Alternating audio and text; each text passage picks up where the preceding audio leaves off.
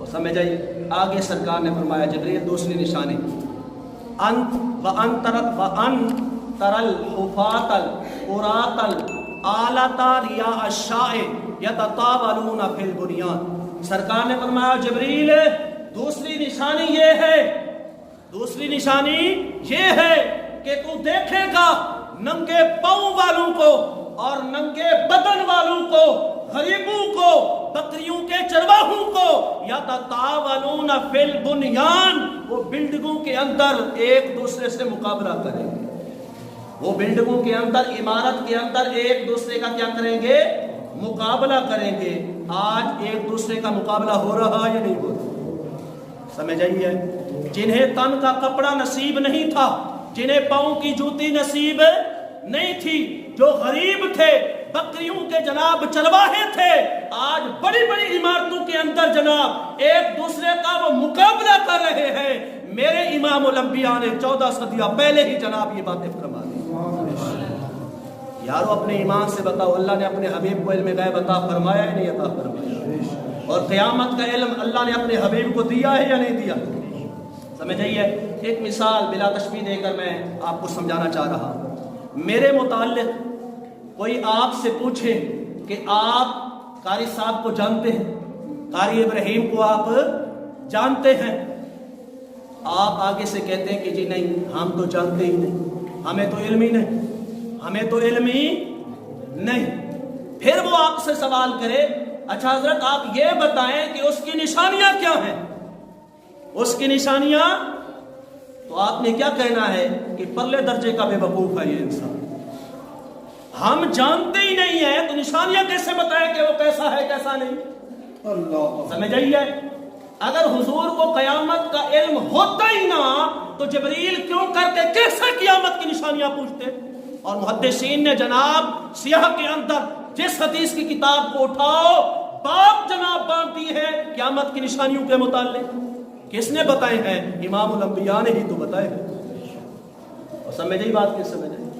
کریم آقا صلی اللہ علیہ وسلم نے یہاں تک فرما دیا، حضور نے دن بھی بتا دیا، سمجھ آئیے ماہ بھی بتا دیا، کس مہینے آئے گی، سمجھ آئیے ٹائم اس دن کے اندر کون سا ہوگا، وہ وقت بھی بتا دیا، نہ بتایا صرف سن نہ بتایا، ہجری نہ بتائی، عیسوی نہ بتائی کہ کس عیسوی کے اندر، کس ہجری کے اندر، کس سال کے اندر قیامت آئے گی، نہ بتانے میں مصلحت تھی، حکمت تھی۔ ایک تو بات یہ تھی رب ذوالجلال نے منع فرمایا ہوا تھا، اور دوسری مصلحت حکمت یہ تھی اگر حضور بتا دیتے، اپنے ایمان سے بتاؤ دنیا والے اور لوگ اللہ اور اس کی رسول کی ذات سے غافل ہو جاتے یا پھر نہ ہو جاتے؟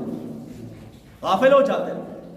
ایک مثال دے رہا ہوں سمجھانے کی، میں حافظ قرآن ہوں، الحمدللہ حافظ قرآن ہوں، مجھے علم ہے کہ میں نے رمضان المبارک کے موقع پر مصلی کے اوپر کھڑے ہو کر قرآن پاک سنانا ہے نماز تراویح کی صورت کے اندر۔ مجھے ایسے ہی جتنے بھی حفاظ ہیں سبھی کو علم ہے اس بات کا کہ ہم نے رمضان کو نماز تراویح کی صورت کے اندر پورا قرآن سنانا ہے، علم ہے۔ اس علم کے ہونے کی وجہ سے اکثر حافظ قرآن کے حافظ تو بنتے ہیں، علم ہے لیکن قرآن کو بھلا بیٹھتے ہیں، اس واسطے کہ وہ کہتے ہیں پورا سال پڑا ہوا ہے، رمضان آئے گا تو قرآن یاد کر لیں گے، رمضان آئے گا تو قرآن کہتے ہیں چلو جی سوال آیا کوئی بات نہیں جی اگلے ماہ جناب یاد کر لیں گے، اگر جناب سے الحج آتا ہے کہتے ہیں محرم میں یاد کر لیں گے، محرم آتا ہے کہتے ہیں سفر میں یاد کر لیں گے، سفر آتا ہے کہتے ہیں ربیع الاول میں یاد کر لیں گے، ربیع الثانی میں یاد کر لیں گے، یار شعبان میں یاد کر لیں گے، شعبان آتا ہے کہتا ہے حافظ تو ہوں، مصلی کے اوپر کھڑا ہو جاؤں گا، صبح کو یاد کروں گا، شام کو سنا دوں گا۔ خدا کی قسم اس علم کی وجہ سے اکثر حافظ جناب قرآن کو بھول جاتے ہیں۔ اگر انہیں علم نہ دیا جاتا جتنے بھی قرآن کے حافظ بنتے کوئی بھی حافظ قرآن کو بھولتا نہیں، اگر انہیں علم نہ دیا جاتا، اگر انہیں نہ بتایا جاتا، سمجھ آئیے؟ ہاں اگر انہیں نہ بتایا جاتا، علم نہ دیا جاتا کہ تم نے رمضان کے اندر ہی قرآن کو سنانا تو سارے حافظ ہی قرآن کے صحیح حافظ ہوتے، اچانک تم سے قرآن سنا جائے گا، ایسے ہی ایک دوسری مثال دے رہا ہوں سمجھانے کے لیے، موت کا ہمیں نہیں پتہ کہ کس کو کب آنی ہے، کس کو ہمیں نہیں پتہ، پتہ ہے نہیں پتہ کس کو موت کب آنی ہے، اس کا ہمیں علم نہیں ہے۔ اس میں مصلحت کیا ہے، حکمت کیا ہے؟